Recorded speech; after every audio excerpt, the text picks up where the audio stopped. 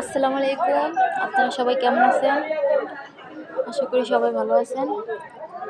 এখন বর্তমানে একটা ভাইরাস বের হইছে। গরু বাছুরের পক্স উঠতেছে, বুঝছেন? আমার গরু বাছুরটার অনেক পক্স উঠছে। আমি ২ বার ডাক্তার দেখাইছি, ভ্যাকসিন করছি, ওষুধ চলতেছে। এখন আমি ঘরোয়া টোটকা ব্যবহার করতেছি।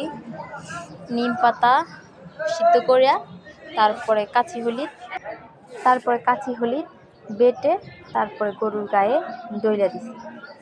আল্লাহর রহমতে আশা করি এতে চলে যাইব আল্লাহর রহমতে। তারপরে পান পাতা বাইটা, কাঁচামরিচ বাইটা, লবণ দিয়ে তারপরে কলা পাতা করে খাওয়াই দিছি। এখন নিম পাতা বাইটা তারপর খাবো। আপনারা ওই ঘরোয়া পদ্ধতি ব্যবহার করতে পারেন। আল্লাহ যদি এর উছিলায় রহমত করে, করতেও পারে। জানি না আমরা কিসের উছিলা আল্লাহ রহমত করে, আপনারা চাইলে। আর আপনারা চেষ্টা করবেন মশারির ভিতরে রাখার, মাছি মশা যাতে না ধরতে পারে, পায় পরিষ্কার রাখার। আর গোসল করাইবেন নিম পাতার পানি দিয়ে।